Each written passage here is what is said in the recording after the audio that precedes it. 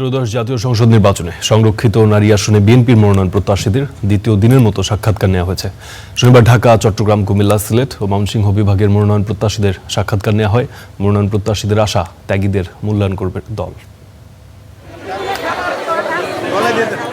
ত্রয়োদশ জাতীয় সংসদের সংরক্ষিত নারী আসনে মনোনয়ন প্রত্যাশীদের সাক্ষাৎকারকে কেন্দ্র করে শনিবার দুপুর হতেই জমজমাট হতে শুরু করে বিএনপির গুলশান কার্যালয়। উৎসবমুখর পরিবেশের সৃষ্টি হয় এলাকায়। কারা সংসদ সদস্য হবেন তা নির্ধারণে চূড়ান্ত যাচাই বাছাই করছে বিএনপি।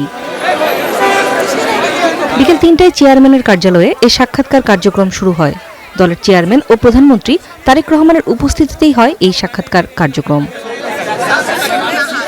ঢাকা, চট্টগ্রাম, কুমিল্লা, সিলেট ও ময়মনসিংহ বিভাগের প্রার্থীদের সাক্ষাৎকার হয় শনিবার। সেখানে দলের শীর্ষ নেতৃবৃন্দ শোনেন নারী নেত্রীদের কথা। আমি মানুষের জন্য কাজ করার জন্য এই পজিশনে আজকে আমি অ্যাপ্লাই, আর যদি নাও হয় আলহামদুলিল্লাহ, at least this is a starting of something very good journey for me.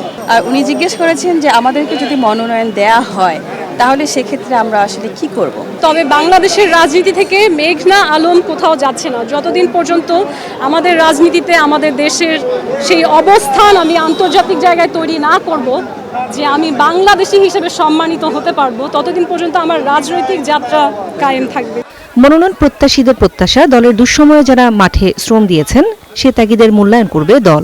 আমার এত বছরের পলিটিক্স, এত বছরের শ্রম, সে জিয়াউর রহমানের থেকে হানা ভোট থেকে শুরু করে এই পর্যন্ত ইয়াং থেকে এখন বয়স হয়ে গেছে, শেষ পর্যায়ে আমরাও সেই হিসেবে যদি মূল্যায়ন করে, আশা করি মূল্যায়ন করবে, না করলে কোনো আপত্তি নেই। প্রধানমন্ত্রীর সামনে দাঁড়িয়ে আমি এই কথা বলেছি যে আমি দল করতে গিয়ে আমার চাকরি হারিয়েছি, প্লাস আমার স্বামীকে হারিয়েছি। এই দলের কাছ থেকে আমি বর্তমানে যেই পদ ধারণ করছি সাধারণ সম্পাদকের, এটা আমার জন্য বিশাল পাওয়া। বিধি অনুযায়ী বিএনপি পাচ্ছে ৩৬টি আসন। চূড়ান্ত প্রার্থীদের মধ্যে প্রতীক বরাদ্দ দেওয়া হবে ৩০ এপ্রিল। যাচাই বাছাই প্রক্রিয়া শেষে নারী সংরক্ষিত আসনে যারা দলের মনোনয়ন পাবেন তাদের ভোট গ্রহণ হবে আগামী ১২ মে। নূরে জান্নাত, স্টার নিউজ, ঢাকা।